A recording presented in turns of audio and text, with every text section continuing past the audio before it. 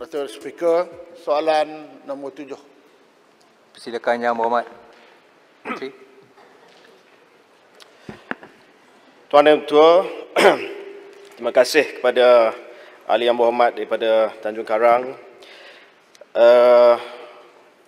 Untuk makluman Tanjung Karang, ini bukanlah dakwaan tetapi permohonan syarikat Liners Malaysia Sdn Bhd untuk memperbaharui lesen yang tamat pada 3 Mac 2020 telah diluluskan bagi tempoh 3 tahun sehingga 2 Mac 2023 oleh Lembaga Pelesenan Tenaga Atom setelah Liners telah mematuhi kesemua syarat-syarat tambahan lesen terdahulu. Selain itu, hasil pemeriksaan yang dijalankan oleh AELB juga menunjukkan bahawa pihak Liners telah mematuhi semua kehendak peruntukan dan syarat lesen yang dikenakan di bawah Akta 304. Justru itu, kerajaan yang lepas telah bersetuju supaya lesen operasi Liners diteruskan. Terima kasih Yang Berhormat Menteri. Silakan Yang Berhormat Tan Sri Noh.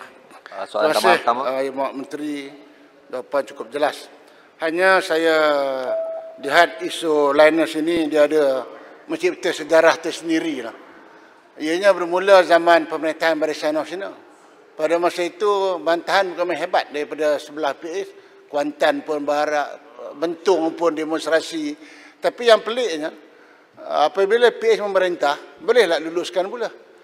Jadi itu yang saya nak tanya, mengapakah benda ni ada perbezaan, dia ada double standard. Apakah yang tindakan BN dulu salah dan PA semuanya betul? Dan juga kalau kita lihat bahawa Australia telah pun menolak tawaran kerajaan Malaysia untuk menghantar balik sisa pembuangan radioaktif daripada kilang Nadir bumi Liners di Gebang. Jadi apakah syarat yang ditetapkan bagi Liners ini untuk mengatasi masalah ini setelah Australia menolak?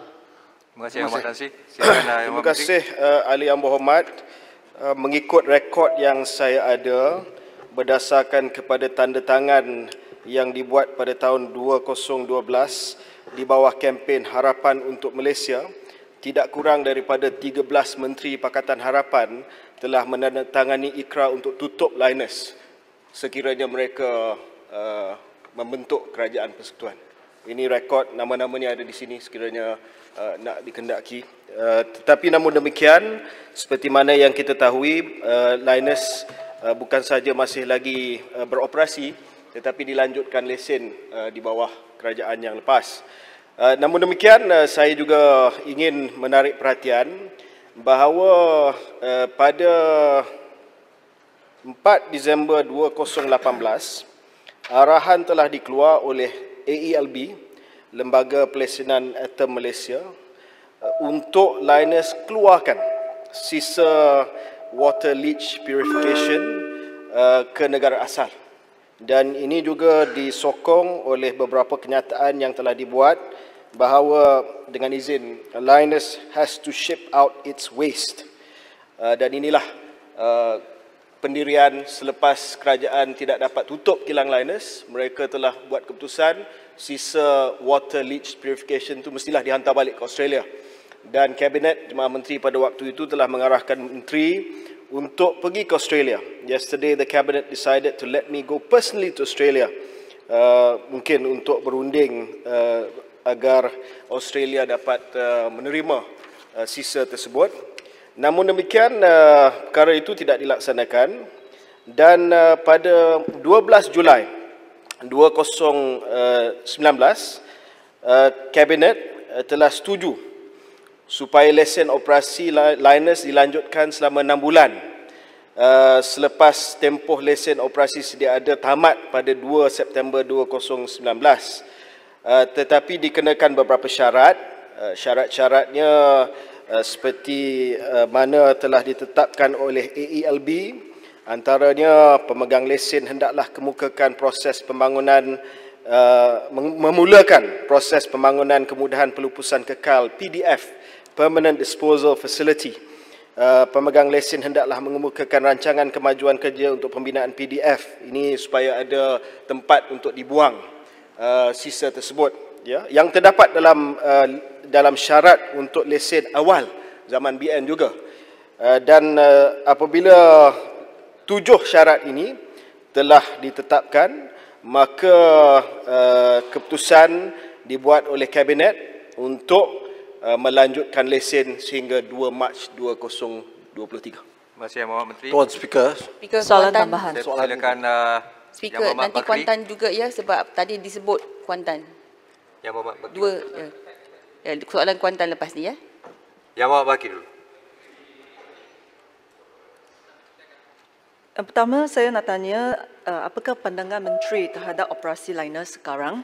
Dan kedua, adakah Menteri bersetuju bahawa syarat-syarat yang diletakkan untuk lesen operasi liners di bawah Kerajaan Pakatan Harapan adalah jauh lebih ketat jika kita berbanding dengan zaman di Barisan Nasional? Yang pertama, adakah Menteri sedar bahawa di mana salah satu syarat untuk lesen adalah liners hendaklah mengemukakan dan membina cracking and leaching facilities di luar negara, supaya selepas pembinaan fasiliti tersebut liners tidak boleh lagi menghasilkan residu radioaktif WLP di Malaysia. Adakah ini jauh lebih ketat?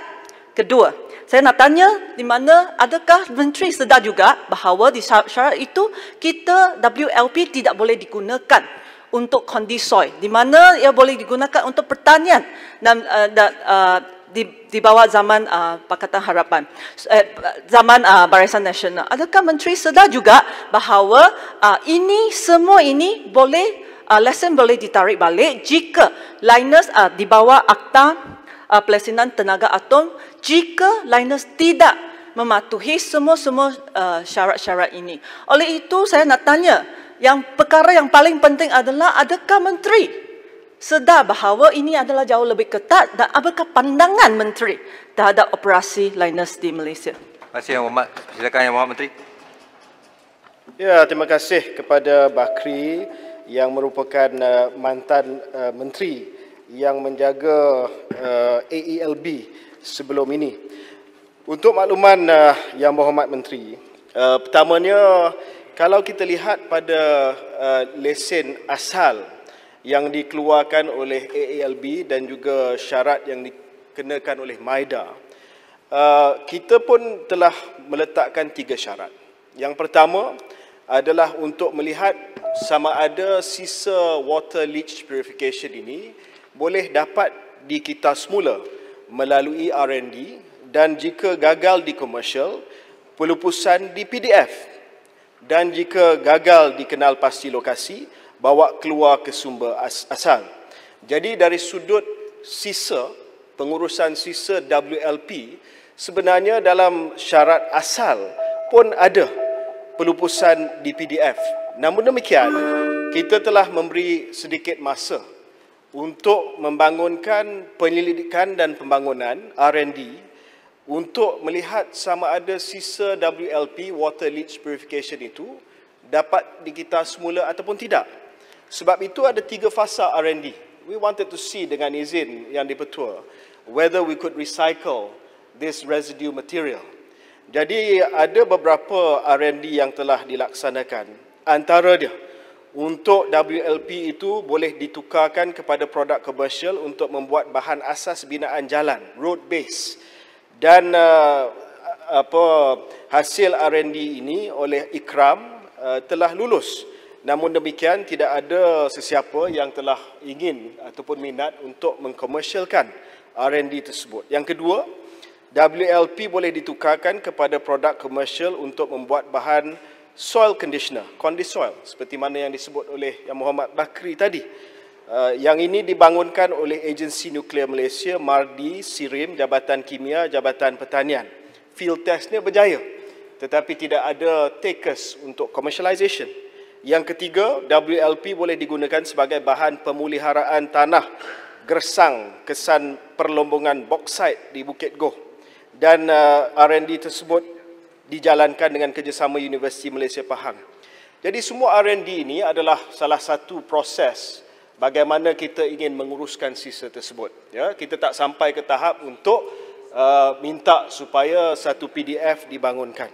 Namun demikian, saya akui bahawa di bawah pengurusan Bakri ditetapkan bahawa R&D ini dihentikan sebab dibuat satu review oleh sebuah jawatan kuasa eksekutif yang terdiri daripada pakar-pakar, dan mereka kata bahawa tempoh masa kita melihat R&D ini dah cukup. Sekarang ini kita kena melihat dua lagi option. Satu adalah sama ada kita nak bina PDF ataupun kita nak hantar pulang. Asalnya menteri bertegas nak hantar pulang, ya, tetapi Australia tidak terima sisa tersebut. Jadi apabila tak terima, maka timbullah option PDF. Sekarang ini untuk makluman Dewan, Linus, pemegang lesen, hendaklah memulakan proses pembangunan kemudahan pelupasan kekal PDF di lokasi bersesuaian pada tahun pertama dari tarikh kelulusan lesen. Lesen ini telah dilulus oleh AELB pada bulan Mac tahun 2020. Maka sekarang ini dalam proses untuk kita menjalankan segala kajian EIA, RIA dan sebagainya, dan kalau sekiranya Linus tidak dapat memulakan proses pembangunan PDF dalam tempoh masa 1 tahun daripada keputusan untuk dilanjutkan lesen itu dibuat, yakni pada bulan Mac tahun 2021, maka ya Bakri, lesen itu boleh ditarik balik. Terima kasih, Tuan Yang Speaker. Amat Menteri.